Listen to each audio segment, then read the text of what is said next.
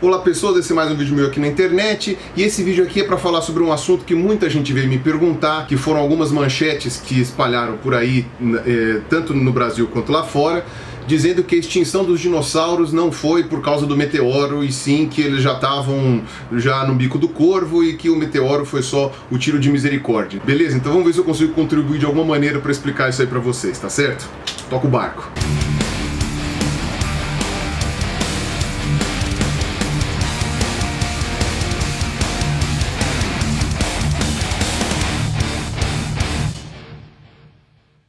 Pois é, saiu esse artigo numa revista respeitável, com autores conhecidos, fizeram uma pesquisa chegando à conclusão de que os dinossauros já estavam meio que sendo extintos no final do Cretáceo ali, mais ou menos 65 milhões de anos atrás, e que quando caiu o meteoro, ou aquele meteoro que todo mundo sempre fala, né, que extinguiu os dinossauros e tal, meio que ele não tinha muito o que ser extinto. Vamos tentar contextualizar tudo isso daí, beleza? Eu ia explicar isso melhor em outros vídeos, mas eu vou dar só um briefing aqui, só um resumão para vocês entenderem. A gente tem várias divisões do tempo, né, do mais abrangente para o menos abrangente. O mais abrangente é o éon, depois vem a era, depois vem o período, depois vem a época, depois vem a idade. Na era mesozoica, né, você tem três períodos: período Triássico, Jurássico e Cretáceo, tá? Ele é dividido em três períodos. Então o final do Cretáceo marca também o fim da era mesozoica, tá? Que é a era do meio, digamos assim, antes de começar a era que nós estamos agora, que é o Cenozoico. Nessa divisão ali, você tem a extinção de vários grupos de vertebrados, principalmente os bichos grandes.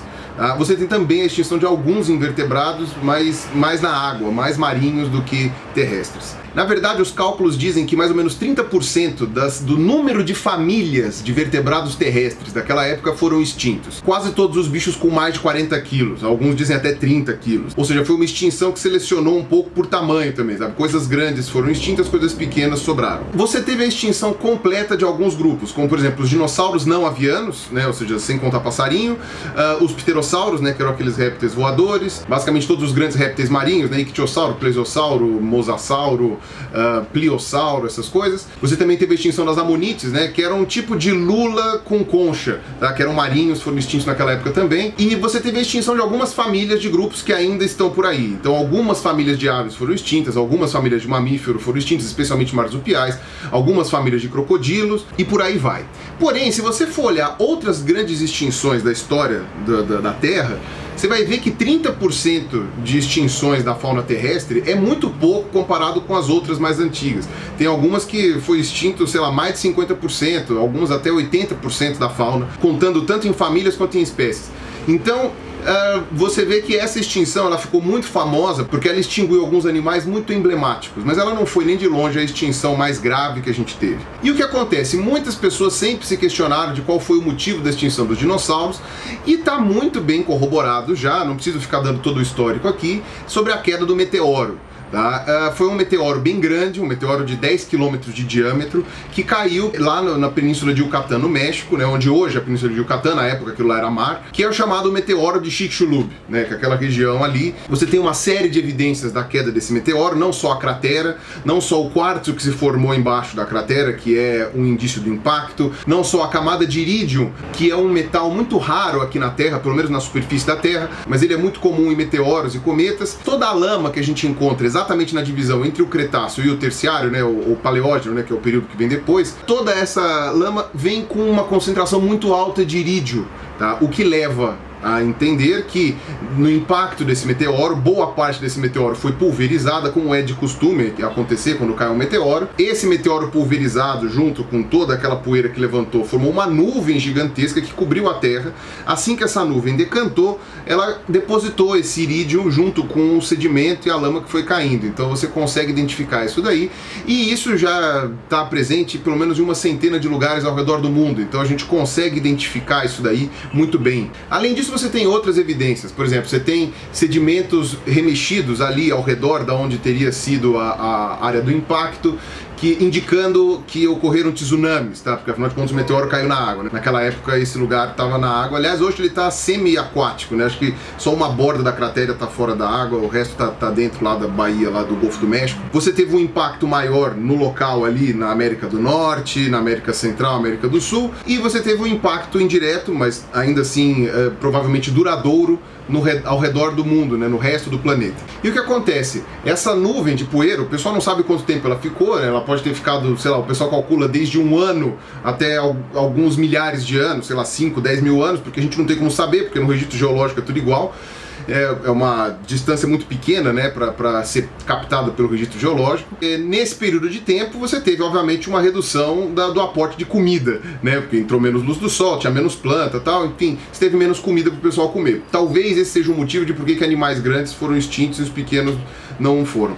Mas algumas famílias de animais pequenos também foram extintas. E os animais que tinham hábitos mais ou menos de água doce, mais ou menos assim, sobreviveram das linhagens de hoje, digamos assim. Foram as tartarugas, os crocodilos, os sapos. E isso sempre intrigou os cientistas. Por que é que os sapos continuaram vivos? Hoje os anfíbios em geral, eles são usados como indicador ambiental. Quando muda 1 grau numa floresta, quando tem uma pequena contaminação de qualquer coisa, sapo é a primeira coisa que morre, sabe? Anfíbio é a primeira coisa que desaparece. Como é que um cataclisma tão grande ia deixar sobreviver exatamente uma criatura tão delicada, ecologicamente falando, como os anfíbios? Então você tinha esses questionamentos aí que deixavam essa hipótese do cataclisma um pouco assim exagerada, talvez, ou que talvez não tenha sido tão ruim assim. Mas aí o que teria matado os grandes répteis, né? Óbvio, a queda do meteoro ninguém questiona.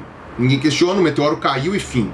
Que foi uma consequência grave? Foi. Também não tenho o que questionar. Agora, será que foi o meteoro responsável direto pela extinção dos dinossauros? Aí é que vai aquela questão. Você também teve um pico de vulcanismo na Índia, que, como a gente sabe, também soltam muita poeira no ar, também encobrem a luz do sol. Se vocês forem pesquisar, vários vulcões, na história recente aqui da humanidade, quando entraram em erupção, fizeram com que alguns lugares, por exemplo, na Europa, não tivesse nem verão, sabe? Que o sol tivesse se coberto e ficou 1 ano com o sol coberto. Aliado a isso, você tinha a discussão de que nos poucos lugares no mundo em que você tem uma fauna bem preservada do finzinho do Cretáceo, finzinho mesmo, últimos momentos, digamos assim, últimos milhares de anos, nesses poucos lugares em que você tem tudo preservado, você tinha uma composição faunística muito parecida com o que a gente tem hoje. Basicamente, se você chegasse no finalzinho do Cretáceo, lá na América do Norte, que é um dos lugares em que você tem esses registros bem preservados, que é na região de Montana, lá em Hell Creek, se você chegasse lá, viajar no tempo, né, e chegasse no finzinho do Cretáceo ali naquela região de Montana, provavelmente os únicos animais que iam realmente te assustar iam ser os grandes dinossauros, algumas manadas, e os pterossauros voando. O resto, provavelmente você ia saber identificar na hora. Isso é um jacaré, isso aqui é um sapo, isso aqui é um passarinho, isso aqui é um ratinho, isso aqui, sabe? Ainda que fossem esquisitos, não fossem bichos atuais, são bichos com o mesmo bauplan, como eu expliquei no meu último vídeo, né? Desses bichos atuais. Então, óbvio, eram aves com dentes, mas eram aves, você ia reconhecer que eram passarinhos, eram mamíferos esquisitos, mas iam ter um jeitão de musaranho ali, de ratinho. Eram jacarés meio estranhos, mas ainda assim você ia identificar que eram jacarés. Inseto também, quase todos os grupos já estavam presentes, abelhas, formigas, borboletas, besouros, quase tudo já tinha naquela época, aranhas, escorpiões, sabe? As plantas também, você já tinha plantas com flores. Então provavelmente se você caísse nessa viagem no tempo em algum lugar em que os dinossauros por um acaso não vivessem, você ia achar que estava numa floresta estranha, mas você não ia achar que tinha voltado no tempo, porque você já tinha uma composição faunística muito parecida com a que você tem hoje, salvo, obviamente, alguns grupos de dinossauros. E isso é que é o mais interessante, alguns grupos de dinossauros. A maioria dos grupos de dinossauros que a gente conhece, os mais emblemáticos, já estavam extintos naquele período, no finzinho do Cretáceo. Você tinha um grupo dos saurópodes, que são aqueles dinossauros pescoçudos, quase todos extintos. Anquilossauros, você tinha um ou outro, mas também já não estava aquela maravilha. Estegossauros, acho que tinha uma espécie numa ilha, sei lá, o resto estava tudo extinto. Paxephalossauros são aqueles de cabeça grossa, eles tinham algumas espécies ainda. Basicamente, os únicos grupos que tinham uma grande pujança, uma grande quantidade de espécies, no finzão mesmo do Cretáceo, eram os dinossauros bico de pato, tá, os hadrossauros, os ceratopsídeos, que são aqueles dinossauros com chifre, né, com um babado ósseo em volta do pescoço, e dos grandes carnívoros, os tiranossauros, ponto. Isso daí, assim, era bem conhecido, a gente sabia que eles estavam no limiar, mas vamos dizer que, tirando esses grupos, todos os outros estavam em franco declínio já, pelo menos 5, 10 milhões de anos antes. Então, isso já era sabido da ciência. Isso daí não foi uma novidade agora. O que acontece com esse artigo novo que o pessoal publicou, né, que saiu na PNAS, ao invés deles ficarem contando espécie, sabe, no final do Cretáceo, comparando com a quantidade de espécies que tinha antes, eles resolveram fazer um estudo, né, usando filogenia, usando cladística, do surgimento de novas espécies. Então, ao invés de eles fazerem uma análise cladística, que eu já expliquei em vídeo, é normal, eles colocaram essa análise cladística no tempo e chegaram à conclusão de que no final do Cretáceo, no finzinho do Cretáceo, você tinha muito pouco surgimento de novas espécies de dinossauro. Você tinha mais a extinção de espécies de dinossauro do que o surgimento. Tirando bico de pato, ceratopsídeo, você não tinha o surgimento de grandes espécies, você tinha na verdade a extinção ou manutenção de uma ou outra que sobreviveu ali. Então é basicamente essa que é a novidade desse artigo, tá? Ele não pegou uma ideia nova, muito pelo contrário, ele pegou uma ideia que já estava sendo consolidada na academia científica há muitos anos, e é isso que faz a ciência, é assim que a ciência funciona, né? E eles deram uma estudada um pouco melhor, eles foram um pouco mais criteriosos na avaliação dos dados e chegaram a essa conclusão, tá? Inclusive o Mike Benton, que é um dos autores desse artigo, que é um paleontólogo muito famoso, ele foi entrevistado pelo pessoal do Colecionadores de Ossos, eu vou deixar linkado aqui embaixo o vídeo dele. O Mike Benton já defendia meio que essa hipótese nos livros dele. Se você lê os livros do Mike Benton, que ele já publicou, você vê que ele dá uma defendida nessa hipótese aí de que o meteoro, na verdade, não foi aquele cataclisma tão grande, ou que se foi, ele também foi só a gota d'água, foi só o tiro de misericórdia dos dinossauros, que eles já estavam meio mal das pernas, já estavam meio capengas no fim do Cretáceo. Como a gente sabe que essas faunas que a gente tem muito bem preservadas do finzinho do Cretáceo estão concentradas na América do Norte, nos Estados Unidos, não que elas não existissem em outros lugares do mundo, mas a gente talvez não tenha achado, tá? Fazer campo na África não é fácil, a China talvez nos surpreenda com alguma coisa recentemente, porque a China tem de tudo, mas até agora o que a gente sabe, né, as duas melhores assembleias fossilíferas desse período estão na América do Norte, nos Estados Unidos. E foi exatamente a área que mais sofreu com o impacto do meteoro, porque teve os tsunamis, porque teve o impacto de poeira e tal. Então pode ser que os dinossauros já estivessem confinados em alguns ecossistemas e que o meteoro tenha caído no lugar errado, que acabou extinguindo mesmo, né, esses grupos que estavam ali restritos. Pode ser que tenha sobrevivido o dinossauro depois do Cretáceo, né, tirando as aves? Pode ser, provavelmente sobreviveram. Só que a gente não tem o registro disso porque talvez fossem populações muito pequenininhas que viveram numa ilha ou outra e depois essa ilha submergiu, ou depois, sei lá, essa ilha passou por uma mudança climática muito grande que morreu tudo, tá? Como falei, curiosamente, só sobraram espécies com menos de 40 quilos. Então, de alguma maneira, essa restrição alimentar foi relevante. E mesmo das aves, que são o grupo que sobreviveu dos dinossauros, né, que são os dinossauros atuais, você teve muitas extinções de grupos de aves. Por exemplo, as aves com dentes, naquela época que foram todas extintas. Foi relevante por quê? Porque a época que vem depois, né, já no Paleógeno, né, que é o Paleoceno, você tem, pelo menos no começo do Paleoceno, uma fauna de animais muito pequenos, proporcionalmente falando. E a maioria deles são mamíferos e aves. Na verdade, os maiores animais dessa fauna do Paleoceno são aves. São algumas aves que depois vão dar origem àquelas aves do terror, sabe? Que eram aqueles bichos grandão, assim, tinham um bico enorme, assim, que assustavam bastante. Ou seja, os dinossauros continuaram sendo, por um bom tempo, os maiores predadores da face da Terra, mesmo depois da extinção dos maiores dinossauros, né? Porque aí as aves substituíram, mas as aves também são dinossauros.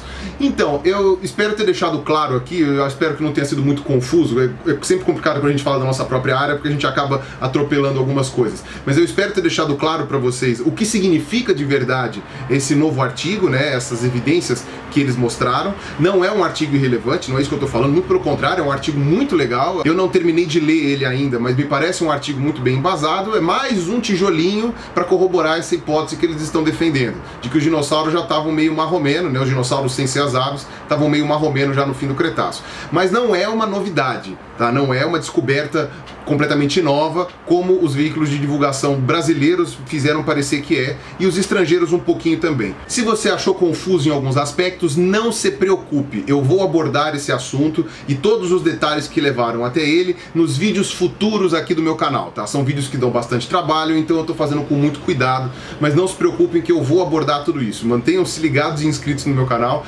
que em algum lugar do futuro vocês vão ver algo sobre os dinossauros, sobre a extinção dos dinossauros, sobre as aves e etc. Beleza? Então é isso aí, obrigado por assistir até aqui, um abraço e falou!